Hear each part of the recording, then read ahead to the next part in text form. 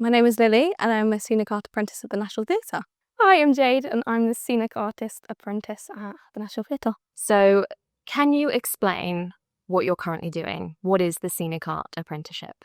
So we're currently on a 2-year course and we split our time between the National Theatre and RADA. So at the National we do mainly show stuff, helping out with like the bigger groups and obviously shows. And then we go over to RADA every few months and we do our own individual projects for our portfolio at the end. That's cool. So, when you say individual projects, is that something that you can literally create from the ground up? So part of the apprenticeship is like Creative Alliance. So we're also with Creative Alliance, which is like an apprenticeship provider. And they like, part of like apprenticeship is like KSBs and like that's like knowledge, skills, behaviours, that kind of thing. You have to tick them off to finish the apprenticeship basically. So it's a level 3. So that's what we do at RADA. So we've done like a spray painting project and then we're doing poly carving. So we learn those skills, but they're like our own personal projects to do basically. It's just kind of like to practice the skill of the thing that we're doing. So like we'd never used a spray gun before. So we learned how to use a spray gun, like how to clean it properly. You have to clean them really, really well so they don't get broken, and they're really expensive as well. So then we just kind of like pick like what we wanted to paint. So I picked, it was a really random thing. But it was like a window and there was like condensation and like a smiley face drawn out of it. And then Jade literally picked like a person underwater. So you could kind of...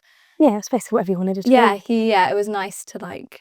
And it was good. And then the other apprentice as well done like a gorilla in leaves and all that kind of thing. So it was nice to see like what you could get and the range you could different. get. Yeah, that's so cool. So, how did you hear about the apprenticeship? Well, honestly, through like the mailing lists that they do. Yeah, it was the same for me. Yeah. They usually like send emails. I also done a course, or like I'm a member with the National Youth Theatre because I've done a course with them. So they sent out like emails and stuff of like job opportunities. So I heard from them and then just from the National Theatre, honestly. And I was like, oh yeah, that looks cool.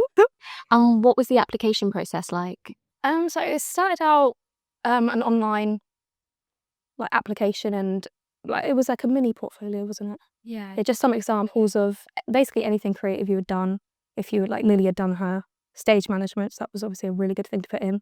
And I done like some show stuff at school. So literally anything I could think of, I just put that in it. Yeah. Like literally I made like some like back in A-level drama, I made some like fake cigarette prop. I literally put that in there. I was like, I'm gonna just like showing that It's so variety as well. Like you can do like just showing that you're passionate about that kind of thing. You're like constantly creating stuff. It didn't really matter what it was. I just wanted to see. Yeah, and then when we got through that, it was really good. They offered us to do, if you got through to the second stage, this was the interview here. You could do was it the Theatre Works? Yeah, they have like a Theatre Works. It's like to prep for like interviews, and I think they do it for like companies and stuff. But they gave us like the opportunity to do it before the interview, the Friday before the Monday. And they said it was like completely optional. So I think about 30 people got through? Yeah. For the interviews, but only about 10 people went to the Theatre Works thing on the Friday. And they said it was like optional and it like didn't impact, but we both went and it definitely helped. Yeah. I think with the nerves as well, because like it's such a big building, you think, God, where do I go? But that gave you like the lay of the land, and like Lily wasn't at my interview, but there was a few other girls that came to that interview Monday. So it was just a familiar face that you could talk to. And then, yeah, so we had our interviews on the Monday, which was, it was a bit like speed date. It was kind of, you went, yeah, it was like the Scenic Artist group and a few other people. And yeah, they all had different questions. You went You had like 6 minutes tables. each, didn't you? Yeah. Yeah, which was quite, it sounded like really intense and I was like really nervous for it. But we both found once we were kind of like in that situation, we were like buzzing. We were like, yeah, next person. It was over and you're like, oh God, I'm on my bananas. But it was quite nice the way they done it, because usually if you go to an interview and you speak to someone, like you feel like you might leave and you don't get enough said, or you don't get to show like a painting that you've done that really like was good for the job or something. It was nice that you could like repeat yourself or like say something you'd missed and that kind of thing. And then one of them looked at our portfolio and like looked through what we've done. I will say, if they ever say bring one piece, always bring more than one piece. No, they want to look at more. They always want to see more, so just bring the one piece you're really proud of and have some extra ones as well. But and then it like, so then they, how many people was it? 10 people? Then it was like minimised down to 3 groups. Yeah, and it was for a And then, so like the second round was like a skills, did they call it a skills test? Yes, it's right. Yeah, so then you went for like the whole day and had to, which was quite intense. Although that was actually quite enjoyable. I really quite liked enjoyed that one. Yeah, because once you're in Just it, making stuff. and then they had like lots of like posters. I can't remember what show it was from. It was like from an older show, and you had to like recreate the kind of poster on like a big, I think it was like a meter by meter MDF board, and they like talked you through each stage, which was actually really fun because you got to learn stuff that. I think it showcased a lot of different skills in that one piece. Yeah, and it was quite nice I was like, even if I don't get this job, like I've got to learn like how to do wood graining or like that kind of thing, which was fun. But I actually originally got rejected for the job. This is a story. Yeah, I got when I first, because like you applied online and then you kind of get like those automated emails, and I think it was from Creative Alliance, and they were like, oh, we don't think you can, like, because I live a bit further out from like London, they were like, oh, we don't think you can like travel for the job and commute. And I was like, wait, no, please guys, no. I can, because like I'd been into London and worked into London before, and I worked in Sidcup. I travelled back and forth from Sidcup, which was like 2.5 hours. So like I was like, I had like proof on my CV that I done it, and I was like, I really want this opportunity. So I like replied back, said all of that, and they gave me an interview. So then now I'm here, which is quite a nice story. Yeah, that's lovely. That's so good that they were able to give you that opportunity and check with you, and you could fight your case. Yeah, you got to fight for what you want. Yeah, I was like, I'm not letting this go. It's too good of an opportunity. You've got to go. So why did you choose this route over sort of university, as it were? Was that ever an option for you in your head? For me personally, no. Like if I probably would have known about Scenic Art, like, or that they've done it at uni and stuff, maybe it would have been an option. But like, I always never really wanted to go to uni, just because I left school, I didn't really know what I wanted to do. And I kind of like gave myself a couple of years to figure it out. And I feel like there's a lot of people in kind of creative careers, it takes a long time. Which people always like, why are you working serving people and in hospitality and stuff? And I was like, just give me time. And then I kind of always wanted to do an apprenticeship because you're working on the job, and I learn a lot better that way. Yeah, I've actually known what I wanted to do for quite a few years, but I feel like schools don't necessarily tell you the different pathways to actually get where you want to be. I remember my teachers pushing me to go to uni, and I was set up to go. It was only like the month where I was supposed to start. I thought, I just really don't want to. I was doing like a fine art course. It's like, I don't know if that's the most helpful for me because I want to do scenic art. But they're like, no, go to uni. It keeps you busy. You know, you don't want to fall back. I thought, no, I really want to step back, take as much time as I need. Like, I worked a few different jobs, just kind of thinking about what I wanted to do. And luckily I was on the main list here. I actually applied for a props course once here, didn't get it. But silver lining, it kind of gave me like experience of like the interview process, because I got through a few rounds of that. And yeah, I think it really helped me with this one. And yeah, silver linings, just managed to get this.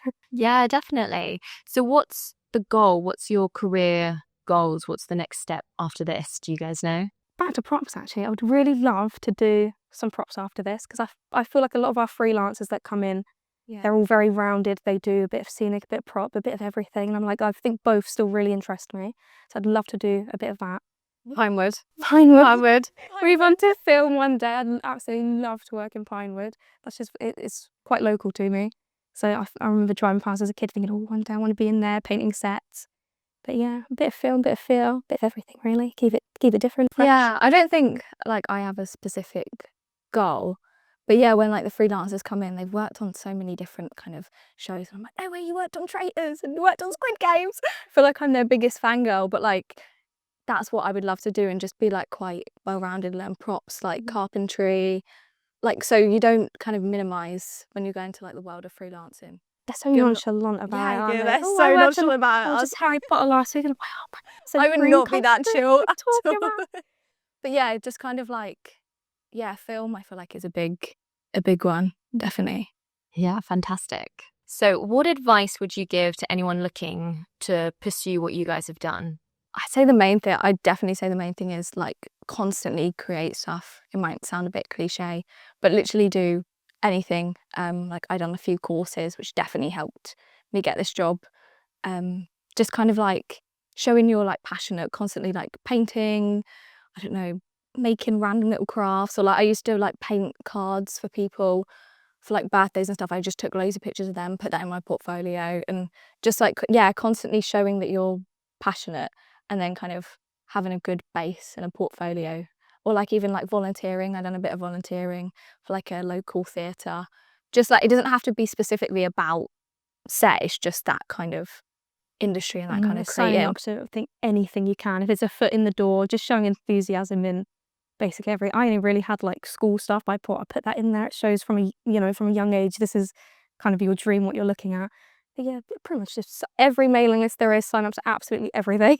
It's a lot about, trying to find those connections. It's a lot about who you know and that kind of thing. Applying. Yeah. If you get rejected, just keep applying. If you get rejected, yeah. query it. Yeah, absolutely. And what sort of skill sets are we looking at in this field? Ooh, that's quite a hard question, because I feel like we do so much different things every day. Obviously, painting is quite important, because one day you could be working on a giant, beautiful cloth, and the next day we spent the morning trimming grass. Yeah, and it's hot so gluing. random. It's so random. Or like if you're in a fit up for a show, you might be like painting screws black, which is just like, and then you'll be like Texturing painting the big floors hamlet and- cloth, or like texturing floors. And I was doing like a stained glass, like fake stained glass thing, so it's very like varied. But yeah, a lot of like, I'd say the skills, like a lot of like finishes and kind of like wood graining, bricks, marbling, that comes up a lot, and lots of plaster and texture. which is It's a very lot. difficult. Yeah, it's actually, people make it look really smooth, and I'm like, I've got these trowel marks, I can't do it. It's a lot harder than it Big looks. like giant cloths, you think, God, I can't work on that. But after a few hours, you're like, oh yeah, a bit of that there. Yeah. But yeah, as soon as they ask, oh, do you want to do some texturing? It's so difficult. And colour, I'd say actually a big one is colour mixing. You have to like batch mix like a lot of paints, like match colours to stuff, which sounds simple, but if you're doing like smaller pieces, or like you do stuff at school, you just have like the kind of colours and you do it as you go along. But like mixing one big colour, I'm like, oh my God, why is it not right? Why is it too yellow? Why is it too blue? much? You're like, yeah, what do I you do with made this loads, paint? tip it down the bin. It's that kind of thing. Yeah, fantastic. And then I suppose in terms of soft skills, when you're in the workshop working on the different projects, what do you guys have to be like organized? Do you have to communicate well? Is there anything in that area that you guys can think of top of your head that you feel like you're constantly doing? Or is it more like, I guess, like, do you have to really like listen and follow like instructions and that sort of thing? It's very much a team effort. Yeah, Everything, a lot of communication. If you're moving something large, obviously you don't want anyone to get injured, so you have to be listening out for what everyone else is doing. Yeah, you have to be quite self-aware. Even if you're just like sat at like a desk, like doing your own little thing, you have to be aware of like kind of what's around you, or if someone needs help. Communication, teamwork. I feel like they're the main kind of ones. Perfect. What's been your favorite thing so far? Okay, two things. Can I say two things? So I'd say going to RADA, having that kind of opportunity, being around like younger people, which is quite nice, getting that kind of taste of uni life, but getting paid for it, which is good. And I'd say we got to work on the Hamlet cloth, which is like a massive, was it 30 meters? Yeah, or something like that. It was huge, like 30 meters, Renaissance kind of style cloth. That was back in August. So we both started in April, May time. So we were only like a few months in, but we got the chance to literally like work on that from beginning to end. And kind of, I hate drawing faces. I always have. No, I don't now. I'm not as scared anymore. I still don't really like it. After But I'm you not. sketch like 40 of us. Yeah. You Just start another to lose. voice, right? But kind of learning that kind of skill of kind of letting go of that, kind of being hyper focused or like super perfectionist, and learning like actually you can put a few like little brush strokes and values and kind of highlights, and you step down, it looks like a face or it looks like a horse or something like that. It's that kind of thing. So yeah, they were probably. So when you step away and it doesn't. You're like, Yeah. But you kind of, it was nice to learn. It was nice to learn that, to be like, oh, actually, I don't have to be super detailed, and I can. I don't know. I feel like you don't really think of it. I didn't think of it in that way. Kind of let it go. Yeah. I don't know if this is kind of skirting the question a bit, but I'm gonna say just the like daily routine of it. Everything is so different. One day you come in and you're trimming grass, and then you have to go run over to stage and help out whatever they need there. And it's not like the same monotonous routine. It's always different, because every show is different. Yeah, I kind of like that. Yeah, it's nice to not be that. I don't think I could sit at a desk and. No. No. It's Far nice. too Yeah. bored. Yeah. Yay! Was there anything else that you guys can think of off the top of your heads that I haven't mentioned that you feel would be worth mentioning at all? You think it's going to be, oh, I'm going to come away looking all painterly today and all cute. It's not a very aesthetic job. No, We look terrible at the end of every day. yeah. It's very, very messy. They said that like in the interview, they were like, "Are you prepared to be messy like on your feet all day?" Which you are on your feet like all day a lot. Wearing steelies as well, they can be quite heavy. But Do you mean steel toe caps? Yeah. Sorry, The lingo.